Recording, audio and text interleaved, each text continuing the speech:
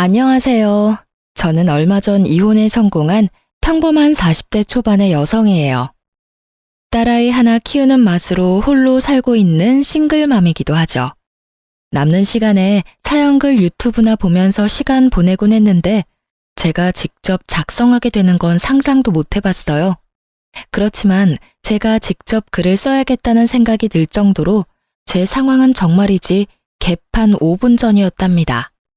지금이야 이미 이혼 과정이 다 끝나고 정리가 된 마당이지만 그 당시에만 하더라도 저뿐만이 아니라 이 이혼과 관계된 사람들 모두 너덜너덜해졌거든요.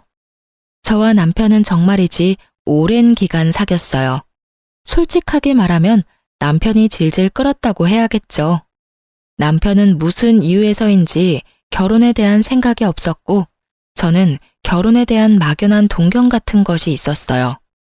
그리고 무엇보다도 나이가 들면서 하나하나 자리 잡아가는 친구들을 보니 저도 그렇게 안정적인 자리를 잡고 싶다는 생각을 했거든요. 그래서 마지막으로 당시의 남친이었던 남편에게 통보했었죠. 우리 5년 사귀었고 결혼 생각 없으면 이쯤에서 접자였어요. 그때 왜 결혼을 하기 싫어했는지 이혼하는 과정에서 알게 됐어요. 남편이 간을 보고 있었더라고요. 본인은 신중했다고 말하지만 저는 전혀 그렇게 생각하지 않거든요. 당시에는 그런 찝찝함이 있었지만 결혼 후에는 그런 찝찝함도 사라졌어요. 남편이 잘해줬거든요. 그런데 의외의 문제가 제 발목을 잡았죠. 바로 시부와 시모 때문이었어요. 시부는 돈이 좀 많았어요. 물론 지방에 살고 있으니 엄청 부자는 아니었지만 그래도 자수성가한 타입이었거든요. 그런 시부가 늦바람이 나서 매번 시모와 싸우는 거예요. 두 사람만 싸우면 되는 일인데 시모는 매번 싸우면 저희 집에 오는 거예요.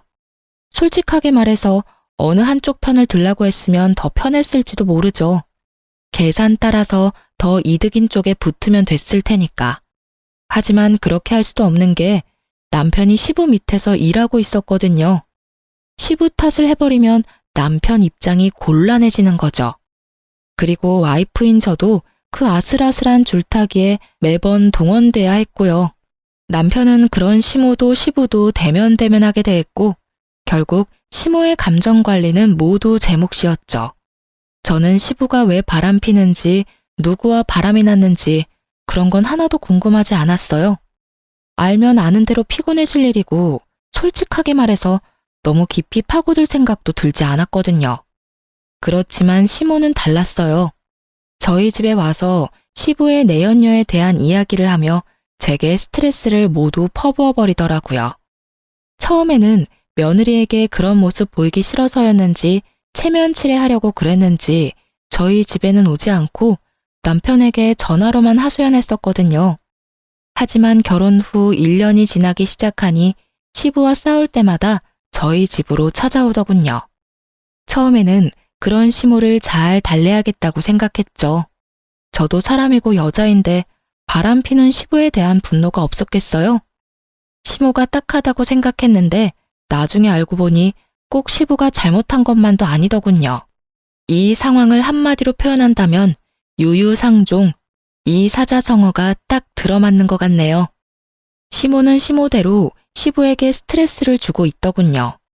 시부가 벌어오는 돈을 탕진하는 것도 모자라 젊은 시절 볼품없었던 시부를 그렇게 탐탁지 않게 여겼다고 하더군요. 와이프한테 무시당하고 벌어온 돈 다 착취당하면 늦바람이 나도 어쩔 수 없겠다는 생각이 들 정도로 두 사람의 역사는 참으로 치열했어요. 그렇지만 그건 두 사람의 문제고 저희와는 관련이 없는 일인데도 시모는 저희 집에 와서 그 스트레스를 풀어버리는 거예요. 남은 사람들에게 쌓일 스트레스는 생각도 않고 말이죠. 밥을 해주면 밥투정, 청소해주면 마음에 안 든다며 다시 하라고 하고 정말로 시모의 투정과 억지가 대단했어요. 저도 참기만 한 건 아니었어요. 몇 번을 남편과 시모에게 이야기하고 하소연도 했지만 돌아오는 건 싸늘한 눈빛과 네가 이해하라는 말뿐. 괜히 남편이 남의 편인 게 아니더라고요. 그리고 결국 사건이 터져버렸죠. 그날은 친정엄마의 생일이었어요. 한 달 전에 미리 남편에게 엄마의 생일을 알려줬었죠. 그런데 시모가 엄마 생일 일주일 전부터 저희 집에 와서는 집에 갈 생각을 안 하더군요. 친정엄마 생일 전에는 가겠지 싶었는데 아예 눌러앉기로 작정을 했는지 시모는 꿈쩍도 안 했어요. 결국 친정엄마 생일날 점심 식사에 시모에게 제가 먼저 말했어요. 어머님, 죄송한데 오늘 저녁 식사는 혼자서 드실 수 있겠어요? 제가 약속이 좀 있어서 나가봐야 하거든요. 아니면 근처 음식점에서 맛있는 거라도 시켜드릴게요. 뭐? 너 손님 놔두고 집 비우는 거 아니다? 그거 사람 홀대하는 거랑 똑같은 거야. 어이가 없었죠. 그리고 손님이라니. 정말 손님이었다면 쫓아내기라도 했을 텐데 말이죠. 어머님, 오늘 친정어머니 생신이라 한 달 전부터 미리 예약을 해놨어요. 그래서 어쩔 수 없이 나가는 거니까 이해 좀 해주세요. 갈수록 웃기네, 네. 네가 그 집 사람이야? 너 이제 우리 집 사람이야. 우리 집에 시집 왔으면 당연히 너희 엄마보다는 나한테 더 신경 써야 하는 거 아니냐? 네 엄마가 널 그렇게 가르치디? 너 이따위로 행동하는 거 너희 엄마가 알고는 있어? 시모는 연신 시부의 험담을 늘어놓던 입으로 저희 엄마를 모욕하는 말을 늘어놓기 시작했어요. 사돈은 도대체 이런 애를 집 밖에 내놓을 생각은 어째 하셨대? 하긴 고슴도치도 제 자식이 제일 예뻐 보인다니 할 말은 없다만. 너 죽어도 이 집 귀신 되는 거야. 네가 죽으면 그 집에서 네 제사라도 치러준다니? 이래서 요즘 애들은 안 된다니까. 주제를 몰라요, 자기 주제를. 저는 시모가 저를 향해 내뱉는 말들을 듣지 않으려 애를 써야 했어요. 정말 기분이 더럽고 엿 같았거든요. 저는 착한 사람이 아니에요. 그리고 인내심이 그리 좋은 사람도 아니었고요. 평범한 사람이었어요. 모욕받으면 열받고 욕 들으면 두 배로 욕해주고 싶은 평범한 사람. 그렇지만 어른에게 그렇게 할 순 없다는 생각으로 그냥 무시했어요. 시모가 뭐라고 뒤에서 떠들던지 들리지 않는 척하며 씻고 화장하고 생일 잔치에 갈 준비를 했죠. 제가 자기 하는 말을 모조리 씹어버리고 무시하자 열받은 시모가 고래고래 고함을 지르더군요. 야, 네가 뭔데 날 무시해? 이런 싸가지 없는 년을 봤나? 네 엄마도 이렇게 싸가지 없겠지? 원래 윗물이 맑아야 아랫물이 맑은 법이다. 네 엄마가 널 이렇게 예의라고는 쌈 싸먹은 년으로 키워서 네가 이 모양 이 꼴 아니겠냐? 야, 여기 보라는 말 안 들려? 그만 좀 하세요. 저한테 왜 소리 지르시는데요? 열받는 일 있으면 당신 자식한테 하시면 되잖아요. 며느리한테 열받는 감정 다 털어서 버리시면 그렇게 기분이 좋으세요? 싸가지가 없는 게 누군데 여기서 저한테 막말하시는데요. 부모 생일 잔치도 못 가게 하는 시어머니야말로 싸가지 없는 사람 아닌가요? 며느리한테 불효 저지르라고 말하는 시어머니가 어딜 봐서 깨끗한 사람이냐고요. 이게 정신이 나갔나? 너 지금 누구한테 대드는 거야? 우리 엄마 욕한 사람한테 대드는 거죠. 이제부터 남편 없을 때는 이 집 찾지 마세요. 저는 어머님 자식 아니고 며느리예요. 엄연히 남의 귀한 자식이고 존중받아야 할 사람이라고요. 열받고 화나는 일 있으면 당신 자식한테 그 스트레스 다 푸세요. 남의 자식한테 스트레스 풀지 마시고. 저는 결국 크게 화를 내고 집 밖으로 나와버렸어요. 남편도 오늘 장모님 생일인 걸 알고 있으니 알아서 올 거라고 생각하고 따로 연락도 하지 않았어요.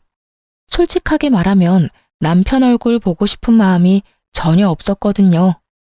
지금 보면 싸움만 할 것 같아서 연락하지 않았어요.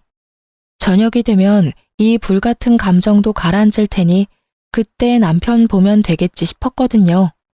그런데 남편이 약속 장소에 오지 않더군요. 아무리 기다려도 오지 않고 이미 생일 식사는 시작돼서 결국 남편에게 전화했어요.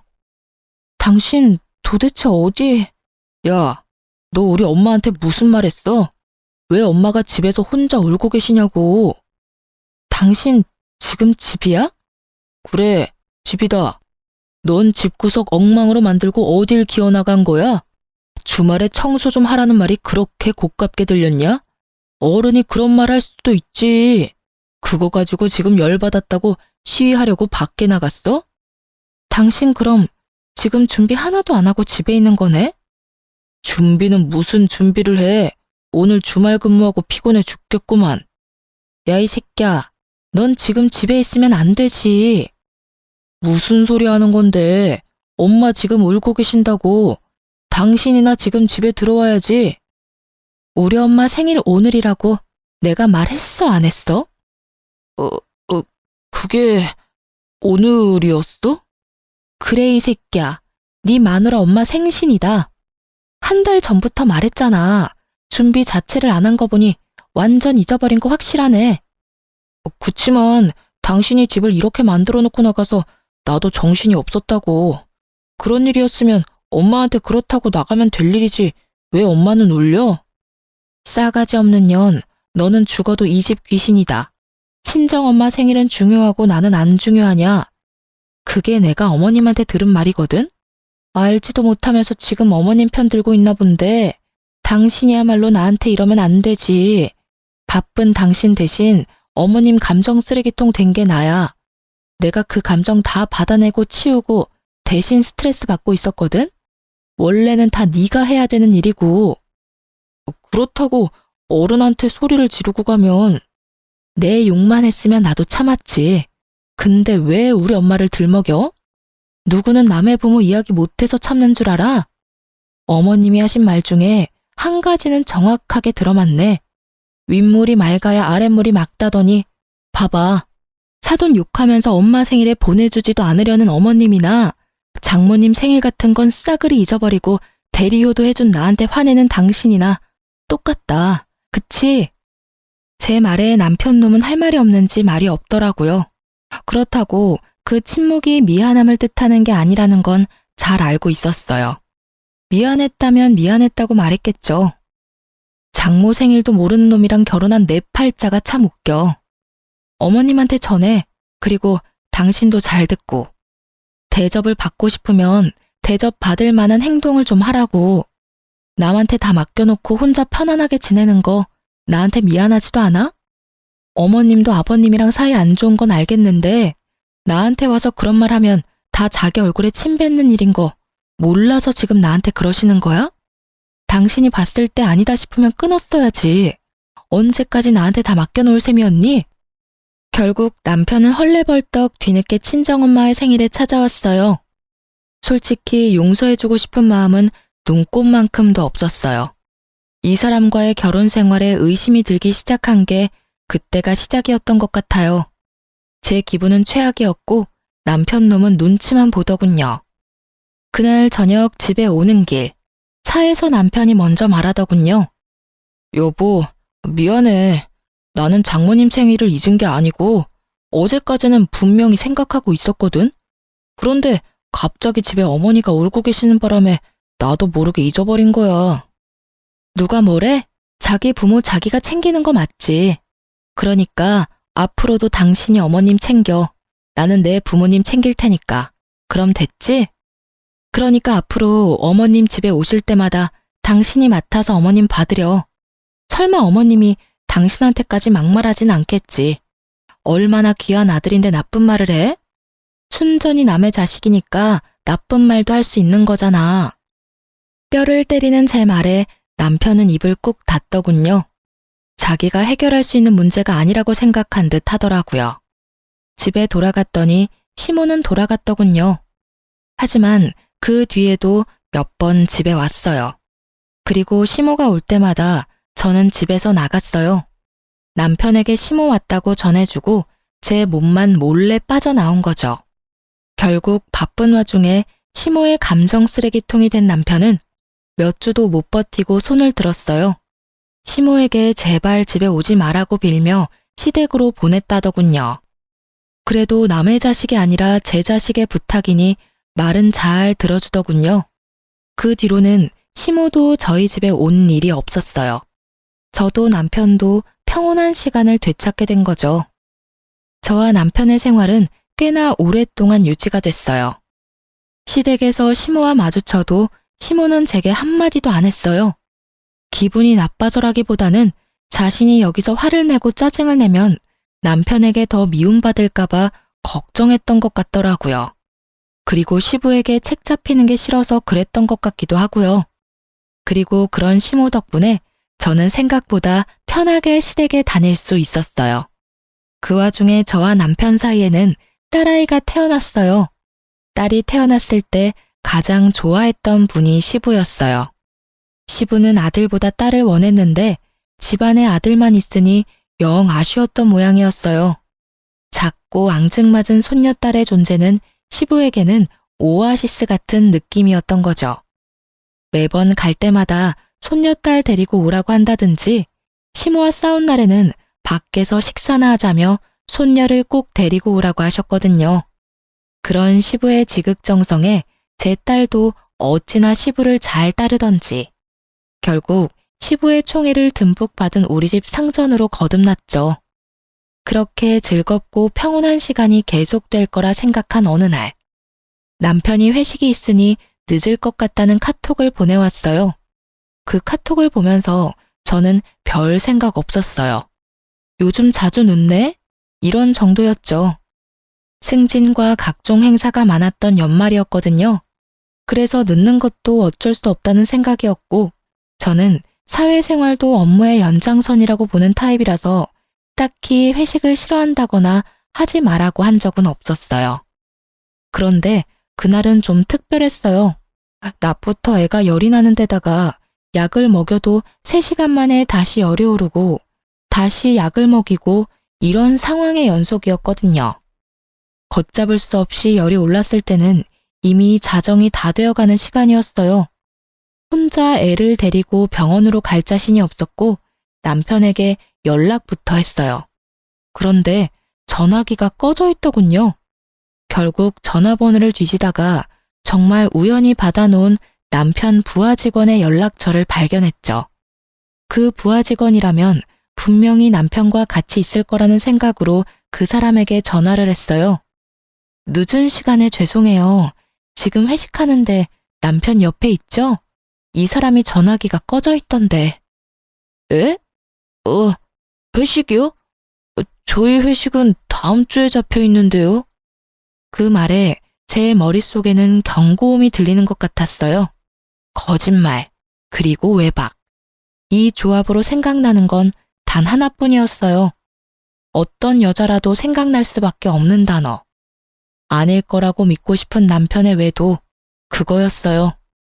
머릿속이 복잡하고 열이 오르기 시작했지만 지금은 그것보다 더 중요한 일이 있었어요. 아픈 아이를 병원에 데리고 가는 거요. 저는 이를 악물고 애를 데리고 병원으로 향했어요. 아이는 요로 감염이었고 다행히 항생제 투여 후 열이 줄어들고 있었어요. 그리고 그 다음날 아침 8시에 남편에게 전화가 오더군요. 저는 입원한 아이 손을 잡고 있다가 남편의 전화를 받았어요. 당신 도대체 어디야? 애는 어디다 맡겨두고 외박이냐고. 지금 당신이 나한테 그런 말을 할 자격이 있어? 어제 애 아파서 응급실 왔거든? 당신한테 전화했는데 전화기는 꺼져 있더라? 회식이라고 했지? 그런데 왜 당신 부하 직원은 회식이 이번 주에 없다고 했을까? 솔직하게 물어. 나한테 회식한다고 속이고 어디 갔었어? 회식도 아니었는데 도대체 어디서 뭘 하느라 늦었냐고. 애 아플 때는 옆에 없는 놈이 애 아빠가 맡기는 해? 뭐? 애가 어디가 아픈데? 입원한 병원이 어디야? 내가 묻는 말에 대답이나 해. 너 나 속이고 외박하고 뭐 했어? 나 몰래 바람 피니?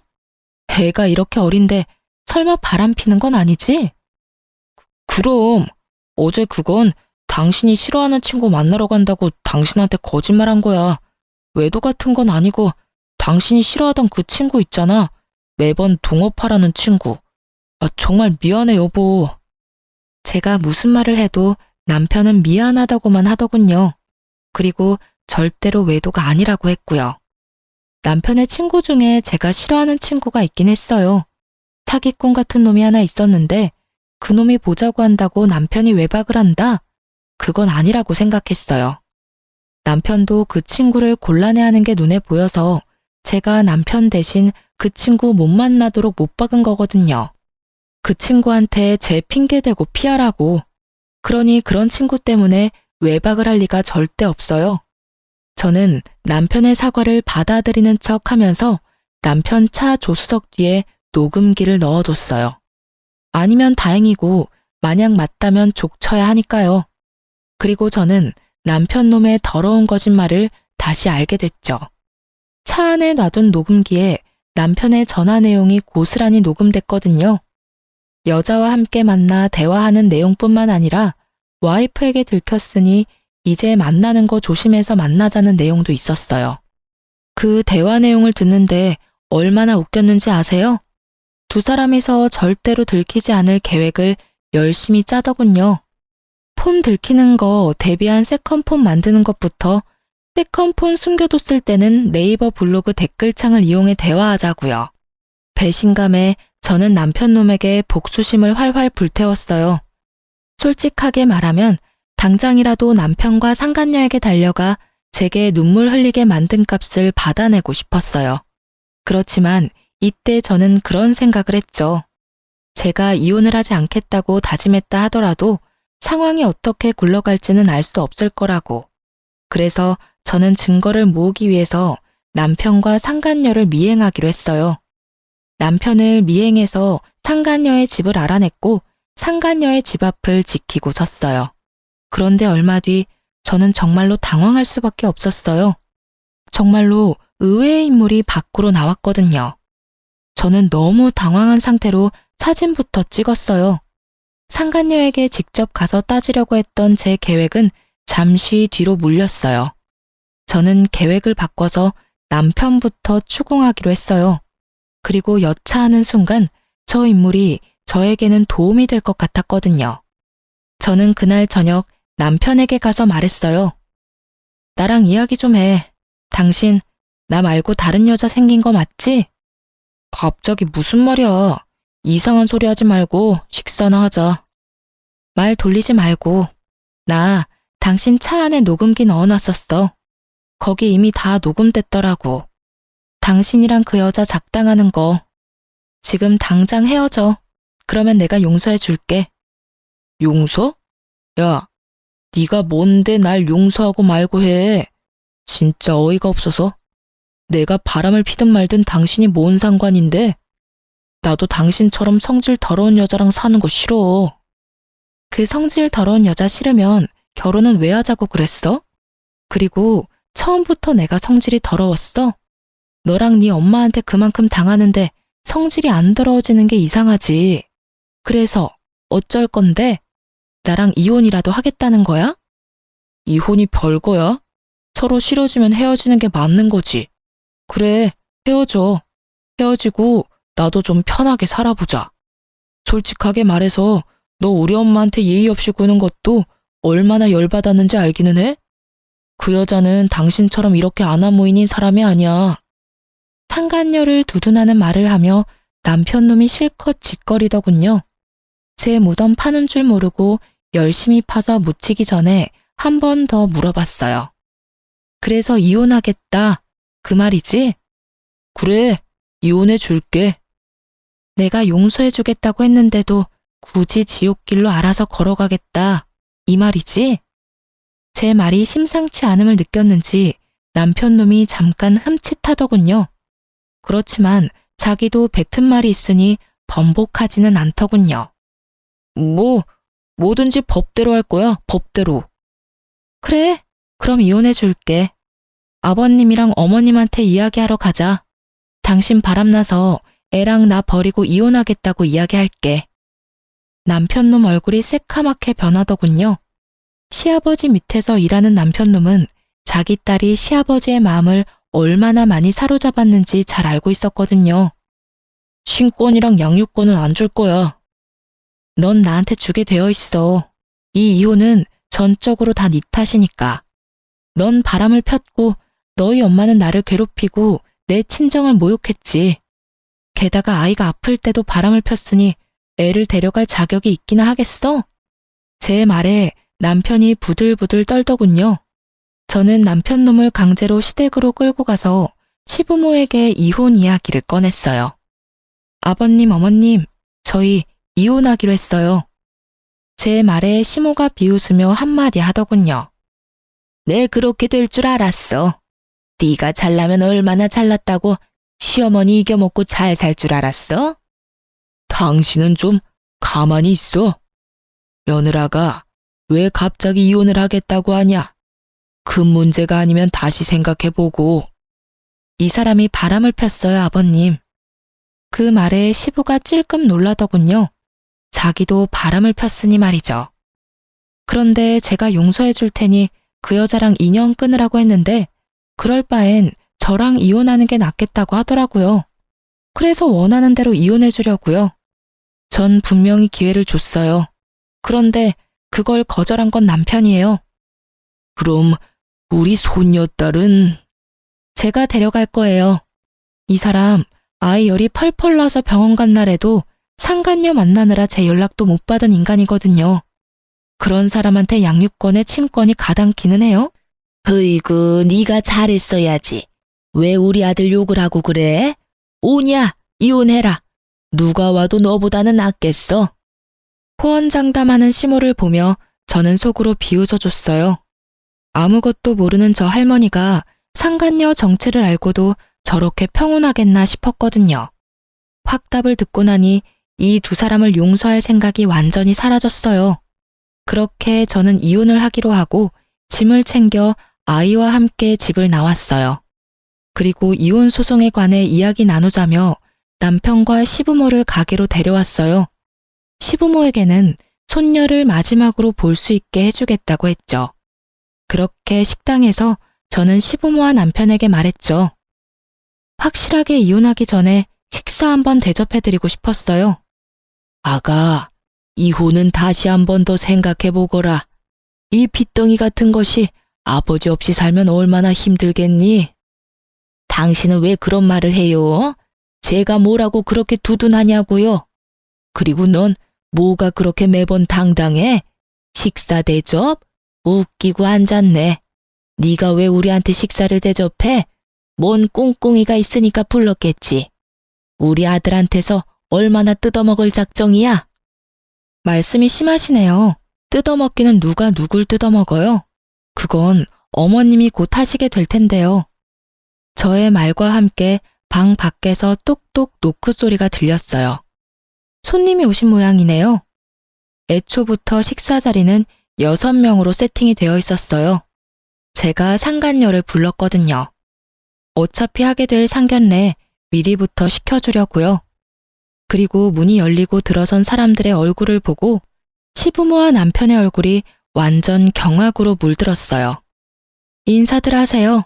남편 상간녀랑 그 어머님이세요. 저 년이 왜 여기를 왜 와? 시모가 숨 넘어갈 듯 소리치고 있었어요. 그리고 시부는 아무 말도 못하고 눈만 질끈 감고 있었고요. 남편은 이 상황이 어이없는지 저한테 그러더군요. 당신 왜 이 사람 부른 거야? 어차피 나랑 이혼하고 저 여자랑 결혼할 거잖아. 미리 상견례 좀 시켜드리려고 불렀지. 그게 지금 말이라고? 남편 말이 끝나기도 전에 시모가 남편을 바라보며 잔뜩 화난 목소리로 물었어요. 아들, 너 설마 전년 딸년이랑 바람난 건 아니지? 에? 어머니, 무슨 말씀하시는 건지. 전년 저거 네 아버지 내연녀야 이놈아. 너 도대체 어디서 누구를 만나고 다닌 거야? 뭐라고요? 남편이 놀라서 상간녀를 바라보았고 상간녀도 몰랐는지 남편을 놀란 얼굴로 쳐다보더군요.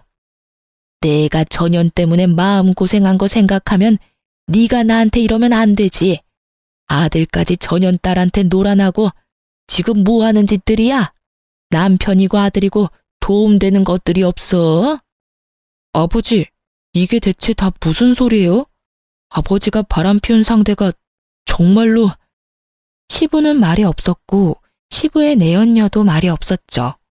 저는 남편에게 말했죠. 당신이 나랑 이혼하고 싶은 게 저 여자 때문이었잖아. 저 여자가 그렇게 좋다며? 그럼 둘이 결혼해. 할 수 있으면. 나는 어차피 이혼할 건데 그렇다고 두 사람이 내 눈에 눈물 흘려놓고 행복하게 하하호호 사는 건 보고 싶지가 않거든? 그리고 어차피 지금 알게 되나 나중에 알게 되나 알게 되는 건 시간 문제였으니까 나한테 고마워해. 제 말에 남편 놈이 그제야 제가 이런 일을 벌인 걸 알고 온몸을 부들거리며 소리치더군요. 당신 진짜 어떻게 이런 짓을... 너야말로 나한테 어떻게 그런 짓을 해? 말은 바로 해. 용서해주겠다고 한 사람은 나고 그걸 거절하겠다고 한 사람은 너야. 열심히 네 무덤 파고 있는 거 보면서 즐거웠다 미친놈아. 말을 잊지를 못하는 남편에게서 눈을 돌려 얼굴이 벌겋게 된 채 시부의 내연녀를 바라보는 시모에게 말했어요. 어떤 여자가 와도 저보다는 낫겠다고 하셨으니 며느리 잘 대해주세요. 아드님이 아주 사랑하는 여자라고 하더라고요. 저랑은 다르게 싹싹하다던데. 그쪽 아들이 며느리 한번 잘 골라왔네요. 그쵸? 그리고 딸을 저리 키운 상간녀의 엄마에게도 잊지 않고 말해줬죠. 딸을 어떻게 키웠길래 가정 있는 남자를 건드려 놓고 뻔뻔하게 딸내미 상견례까지 시키겠다고 이 식당 찾아온 거 보면 참 그나물의 그 밥이다. 그쵸? 엄마 닮아서 그런가? 남자 후리는 솜씨도 대단하고요. 하여튼 딸 한번 잘 키우셨네요. 다들 더 반갑게 인사하세요. 하나하나 성질 긁어대는 제 소리에 시모가 완전 열이 받을 대로 받았더라고요. 너 이렇게 될 줄 알고 여기 불렀지? 뭐 때문에 이런 여자 불렀어? 너 이런다고 내가 이혼 반대할 것 같아? 무서운 말씀 하시네요. 저는 이혼할 거예요. 거기에는 어머님 지분도 있는 거 아시죠? 매번 저희 집에 와서 저 시집살이 시키는 것도 모자라서 시아버지랑 내연녀 욕해대면서 불쾌한 감정 저한테 다 쏟아내셨잖아요. 그런 분을 어떻게 모시고 살아요? 시모는 약이 단단히 오른 듯 했어요. 하지만 더 이상 그 화살을 저한테 돌리지는 않았어요. 바로 시부에게 한바탕 쏟아내더군요.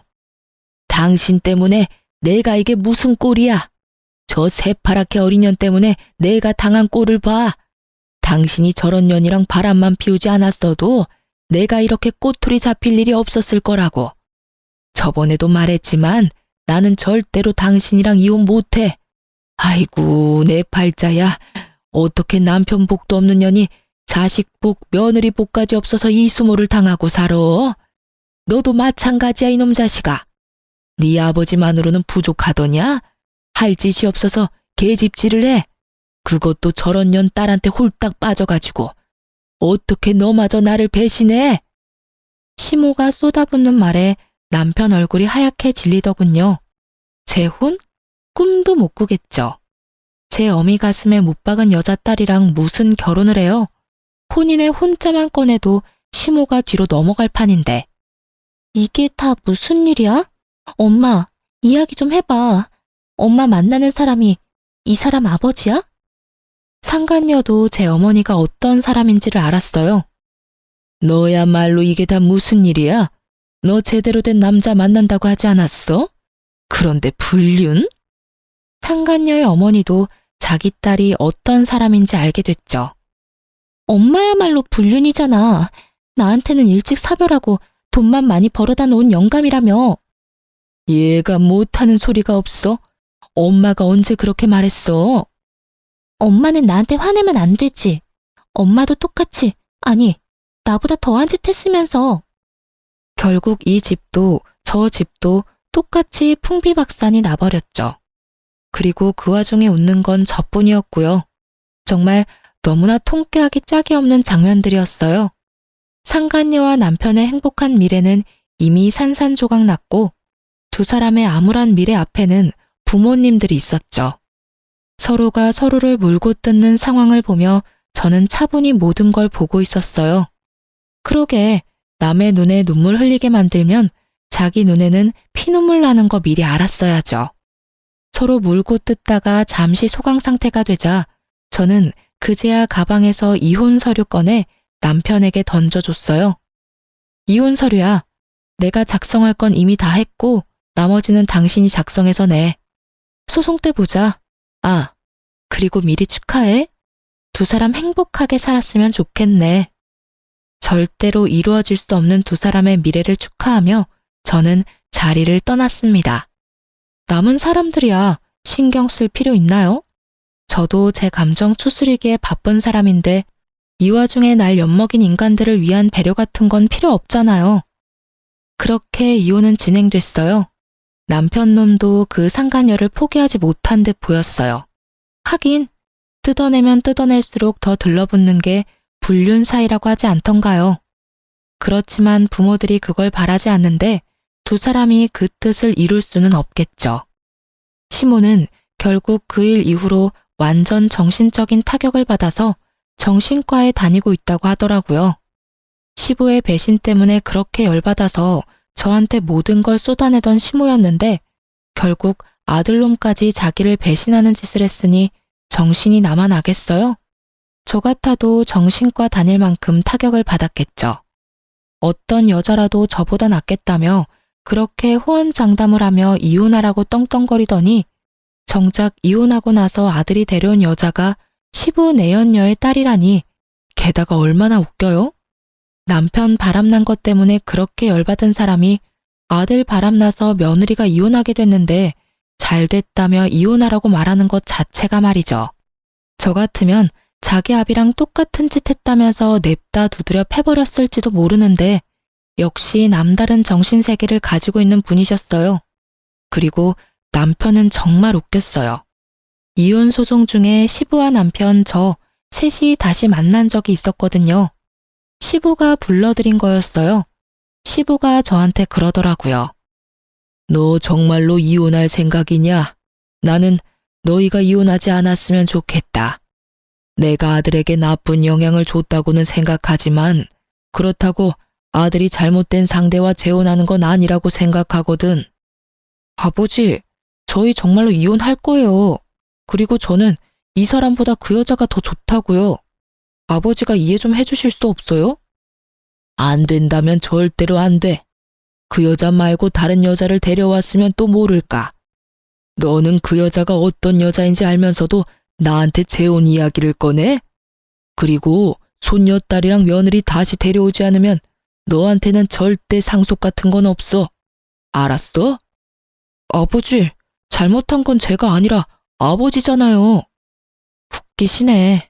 아버님이 바람피는 건 잘못이고 네가 바람피는 건 잘못이 아닌 거야? 자기는 잘못한 거 하나도 없다는 식으로 이야기하네. 그러게 왜 바람을 펴? 당신이 바람만 안 폈어도 당신 처지가 이렇게 꼬이지는 않았겠지. 남편은 아무 말도 못하고 저만 노려보더군요. 당신이 그 자리에서 그런 짓만 안 했어도 나중에 충분히 설득할 수 있는 일이었어. 그 말 병원 다니고 계신 어머님 앞에서 한번 해봐. 어머님 병원에 실려가시겠지. 구구절절 맞는 말이라 그런지 남편이 입을 꾹 닫더군요. 너희가 헤어진다고 해도 너희 딸은 내 손녀다. 그것만은 잊지 말아라. 그리고 며느라가 네가 한 달에 한 번만이라도 손녀 데리고 나를 찾아와주면 나도 너한테 위자료를 지급할 생각이다. 그렇게 해주겠니? 네, 그리 원하시면 매달 와서 보여드릴게요. 그 순간 위자료가 탐났다기보다는 아이에게서 든든한 보호자를 뺏을 수 없다는 생각 때문에 받아들인 제안이었는데 생각보다 더 큰 위자료를 주시더라고요. 지금 남편과 같이 살고 있던 시부 명의 아파트요. 그걸 제 앞으로 해주셨거든요. 저는 제가 마음 놓고 살 수 있는 공간이 생긴 터라 마음이 놓였고 남편 놈은 다시 시부의 눈이 닿는 곳에 들어가게 됐죠. 상간녀도 남편과 결혼하려고 그렇게 애썼는데 상간녀의 엄마가 두 사람 사이를 뜯어 말렸다고 해요. 건너 들은 바로는 상간녀의 엄마와 시부는 제가 서로의 가족을 만나게 한 그 즈음에 결혼 이야기가 나오고 있었다고 하더라고요. 시부도 귀찮은 시모를 떼어놓고 싶어한 모양이었고 상간녀의 엄마는 시부의 와이프가 되면 꽤나 풍족한 생활을 할 수 있을 거라는 생각에 그렇게 하자 이야기가 되고 있었다고 하더군요. 그런데 제가 두 가족을 만나게 하는 바람에 일이 꼬여서 두 분의 결합은 없던 일이 되어버렸거든요. 눈앞에 있던 커다란 고기가 사라진 상간녀의 엄마가 상간녀를 뜯어 말린 건 어쩔 수 없는 일이었던 거죠. 그렇지만 상간녀도 포기할 수는 없었는지 두 사람이 강제로 혼인신고서를 내려고 벼르고 있었다고 하더라고요. 전 남편이 저한테 그런 이야기를 했거든요. 너랑 이혼만 되면 바로 가서 혼인신고서 낼 거라고. 그런데 시부가 저와 남편을 불러 상속 안 해줄 거라는 이야기와 함께 저희가 살던 집을 제 명의로 돌려준 것을 상간녀가 알게 된 거죠. 상간녀는 상간녀대로 집도 저한테 빼앗기고 상속도 안 되는 남자를 데리고 있느니 다른 남자 찾는 게 더 빠르다는 생각을 한 것 같더라고요. 남편도 상속이 걸린 문제에서는 어쩔 수 없었던 것 같고요. 결국은 그렇게 타오르던 사랑의 불꽃은 하얀 재가 돼서 서로 잿가루만 듬뿍 묻힌 채 헤어졌더군요. 그렇게 헤어지고 전 남편이 저한테 만나자고 연락이 왔었어요. 나가지 않으려 했지만 당시에는 근황이 너무 궁금했거든요. 무슨 일로 보자고 했어? 바쁘니까 짧게 말해줘. 냉랭한 제 모습에 전 남편이 눈치를 보더니 그러더군요. 우리 이혼하는 거 다시 생각해 볼 수는 없어? 나 그 여자랑 헤어졌어. 당신이 그 여자랑 헤어지면 용서해준다고 했잖아. 그건 이혼 전의 이야기지. 지금은 이미 이혼했잖아. 그런데 왜 내가 당신을 용서해줘야 해? 이혼으로 이미 다 끝난 일이야. 그 제안을 받아들이려면 그때 받아들였어야지. 왜 이제 와서 아쉬운 소리를 해? 내가 정말로 잘못했어. 그런 여자인지도 몰랐고. 아버지랑 그렇게 엮인 사이인지도 몰랐단 말이야. 솔직히 따지고 보면 나도 피해자인데. 그래. 근데 나한테 당신은 가해자야.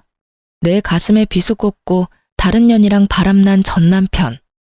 그런 네가 왜 이제 와서 나한테 이러는지는 모르겠지만 너 나한테 재결합 요구하려는 거면 잘못했다가 아니라 미안하다고 먼저 사과를 했었어야지. 그리고 한 가지 확실하게 할게. 나는 한 번 바람핀 놈은 절대 못 믿어. 그러니까 앞으로 나한테 연락하지 마. 그 여자하고 잘 안 되니까 나한테 다시 슬금슬금 기어온 모양인데 나는 절대로 당신이랑 재결합 안 해. 내가 정신 나갔어? 미친놈이랑 다시 결혼 생활을 하게. 쓸데없는 말 하지 말고 양육비나 꼬박꼬박 보내. 안 보내면 아버님한테 이를 거야. 한 달에 한 번씩 아버님이랑 만나는 건 알지? 그러니까 하는 말이잖아. 우리 아버지는 만나면서 왜 나한테는 기회도 안 주는데? 한 번 정도는 용서해줘도 되잖아. 내가 여러 번 바람을 핀 것도 아니고 잠깐 딱 한 번 외도에 빠진 것 뿐인데 그걸 용서를 못한다고 하는 건 좀 아니지. 넌 한 번은 용서해야 하고 두 번은 용서하지 말라는 거야? 그런데 어쩌나? 당신이 한 번 바람 필지 두 번 바람 필지 누가 장담할 수 있는데? 나는 그 한 번이 싫은 거야. 이미 나한테서 맘 떠났는데 어떻게 그게 다시 돌아와? 절대 안 돌아와. 당신이 원하는 건 내가 아니라 시부의 돈이겠지. 앞으로 이런 이야기 할 거면 부르지 마. 서로 시간만 낭비하고 서로 다른 입장만 확인할 뿐이니까. 제 말에 변명을 필사적으로 늘어놓으려는 남편놈을 내버려 두고 나왔어요.